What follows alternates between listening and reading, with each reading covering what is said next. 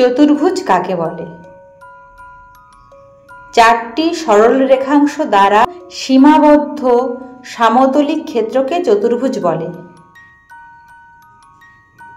চিত্রে ABCD একটি চতুর্ভুজ। চতুর্ভুজের বৈশিষ্ট্য: 1.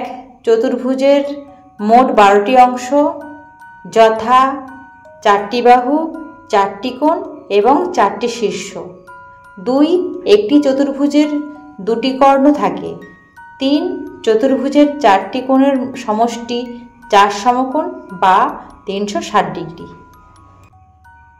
চতুর্ভুজের প্রকারভেদ: চতুর্ভুজ 6 প্রকার। 1. সামান্তরিক, 2. আয়তক্ষেত্র, 3. বর্গক্ষেত্র, 4. রম্বস, 5. ট্রাপিজিয়াম, 6. কাইট।